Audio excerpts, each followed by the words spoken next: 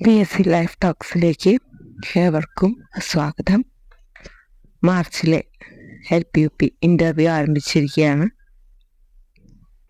നമ്മൾ കരുതിയിരുന്നത് പോലെ തന്നെ ഒരുപാട് ക്വസ്റ്റ്യൻസ് ഇമ്പോർട്ടൻ്റ് ആയിട്ട് നമ്മൾ ഡിസ്കസ് ചെയ്ത ഒരുപാട് ക്വസ്റ്റ്യൻസ് റിപ്പീറ്റ് ചെയ്ത് വരുന്നുണ്ട്. അതല്ലാതെ പുതിയ ക്വസ്റ്റ്യൻസ് ഒരുപാടുണ്ട്. പുതിയ ക്വസ്റ്റ്യൻസ്, അവയുടെ ആൻസേഴ്സ്, ഇതെല്ലാം ഉൾപ്പെടുത്തിക്കൊണ്ടുള്ളൊരു വീഡിയോ ആണ് ഇന്ന് നമ്മൾ ചെയ്യുന്നത്. തീർച്ചയായിട്ടും ഏവർക്കും യൂസ്ഫുൾ ആകും.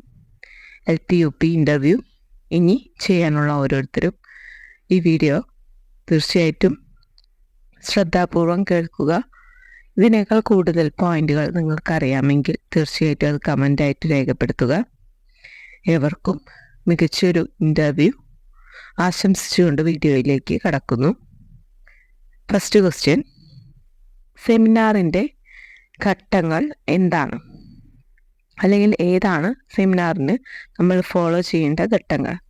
തീർച്ചയായിട്ടും പ്രോജക്റ്റിൻ്റേതുപോലെ ഘട്ടങ്ങളൊന്നും സെമിനാറിനില്ല എങ്കിൽ പോലും നമ്മളൊരു സെമിനാർ ചെയ്യുമ്പോൾ എന്തെല്ലാം കാര്യങ്ങൾ ശ്രദ്ധിക്കണം എന്നുള്ളത് നമുക്ക് അവിടെ പറയാം. ഫസ്റ്റ് വൺ പ്രിപ്പറേഷനാണ്. നമ്മൾ ടോപ്പിക്ക് കുട്ടികൾക്ക് നൽകി കഴിഞ്ഞാൽ അതിനെ പ്രിപ്പയർ ചെയ്യാനായിട്ട് അവർക്കൊരു സമയം നൽകണം. ആ ടോപ്പിക്കിനെ പറ്റി കൂടുതൽ അന്വേഷിക്കാനും അതിനെപ്പറ്റി ഒരു സെമിനാർ റിപ്പോർട്ട് തയ്യാറാക്കാനുള്ള ഒരു അവസരം അവർക്ക് നൽകണം. തുടർന്ന് റിപ്പോർട്ട് എഴുതുമ്പോൾ നമ്മൾ 3 ഘട്ടങ്ങളാണുള്ളത്. ഇൻട്രൊഡക്ഷൻ, കണ്ടന്റ്, നിഗമനം അല്ലെങ്കിൽ കൺക്ലൂഷൻ. നിഗമനം എന്ന് പറയാൻ പറ്റില്ല, നമുക്ക് കൺക്ലൂഷൻ എന്ന് തന്നെയാണ് പറയാൻ പറ്റുക. First one ഇൻട്രൊഡക്ഷനാണ്. ഇൻട്രൊഡക്ഷനിൽ എന്താണ് നമ്മൾ അവതരിപ്പിക്കാൻ പോകുന്നത് എന്ന് പറയാം. കുട്ടികളാണ് അവതരിപ്പിക്കുക, അപ്പോൾ അവർ അവരുടേതായ ഭാഷയിൽ പറയട്ടെ. തുടർന്ന് പ്രസൻറ്റേഷനാണ്. അവിടെയാണ് ആ ഒരു സെമിനാറിൻ്റെ മെയിൻ കണ്ടന്റ് ഉൾപ്പെടുന്നത്. എന്താണ് ആ ഒരു ടോപ്പിക് എന്നതും അതിലെന്തെല്ലാം കാര്യങ്ങൾ ഉൾപ്പെടുന്നു, അതിനെപ്പറ്റി ആ കുട്ടി റിസർച്ച് ചെയ്ത് കണ്ടെത്തിയ കാര്യങ്ങളെല്ലാം പ്രസൻറ്റേഷൻ എന്ന് പറയുന്ന രണ്ടാമത്തെ ഭാഗത്തിലാണ് വരുന്നത്. നെക്സ്റ്റ്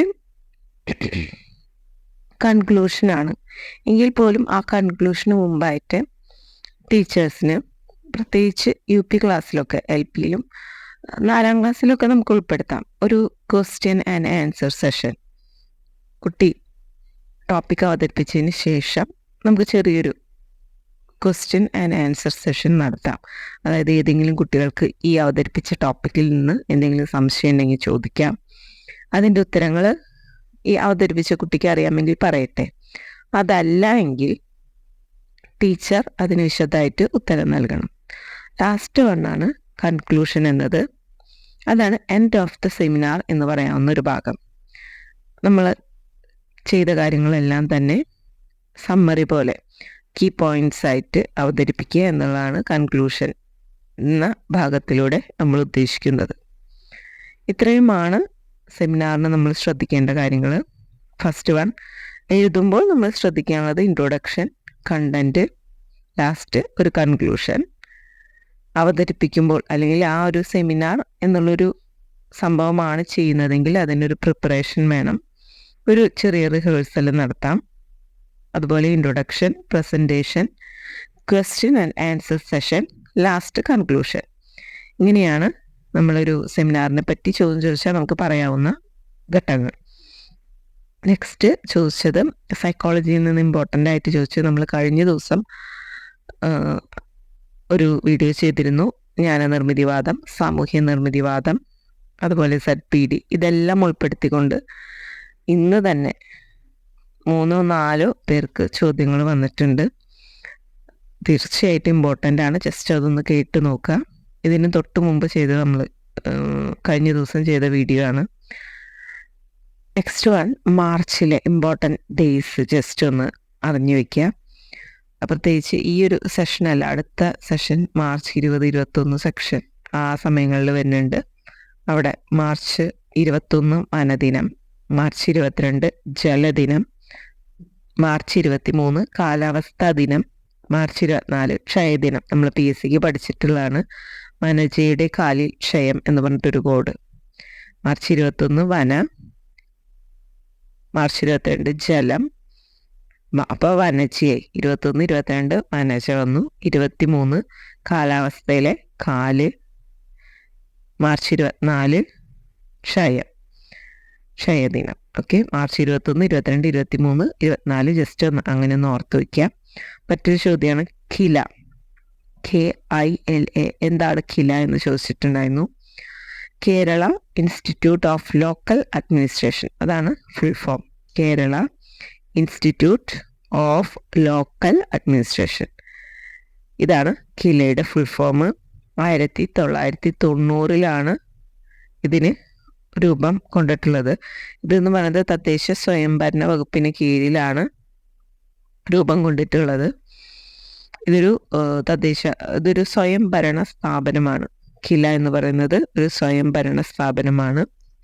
ഇതിനെ കുറിച്ച് കുറച്ചുകൂടി ഇമ്പോർട്ടൻ്റ് ആയിട്ട് നമുക്ക് പറയാവുന്ന ഇതാണ്. കാരണം ചോദിക്കാൻ സാധ്യതയുള്ള ഒന്നാണ് ഖില എന്നുള്ളൊരു ടോപ്പിക്ക്. തൃശ്ശൂർ മുളങ്കുന്നത്തുകാവ് ആണ് ഇതിൻ്റെ ഒരു സ്ഥാപനം, അല്ലെങ്കിൽ ഇത് ലൊക്കേറ്റ് ചെയ്തിരിക്കുന്നത്. KILA training programmes, research, consultancy service ഇതൊക്കെ നടത്തുന്ന ഒരു ലോക്കൽ ഗവേണൻസ് ബോഡി എന്ന് വേണമെങ്കിൽ നമുക്കിതിനെ പറയാം. ഒരു ഓട്ടോണമസ് ആയിട്ടുള്ള ഇൻസ്റ്റിറ്റ്യൂഷനാണ്.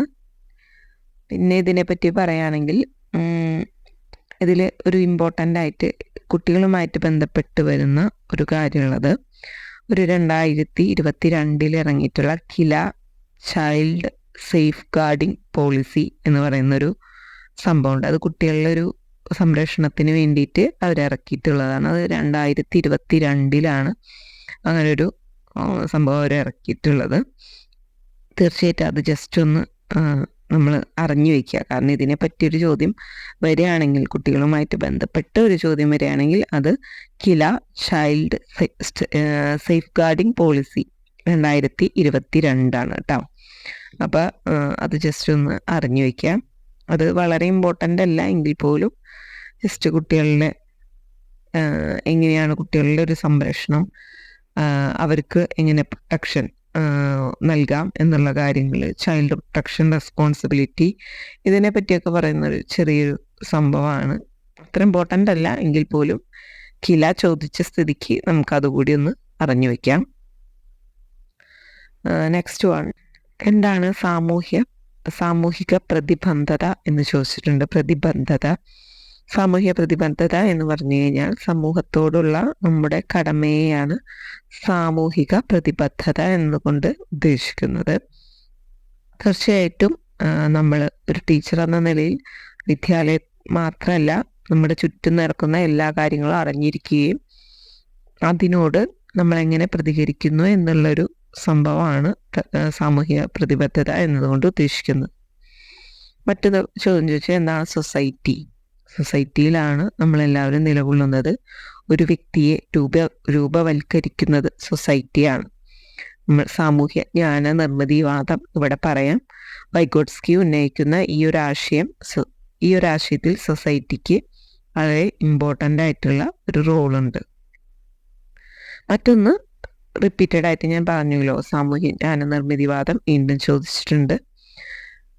നെക്സ്റ്റ് ചോദിച്ച ചോദ്യമാണ് ഇപ്പോഴത്തെ കുട്ടികളുടെ പെരുമാറ്റത്തിലെ പ്രധാന മാറ്റം എന്താണെന്നുള്ളത്.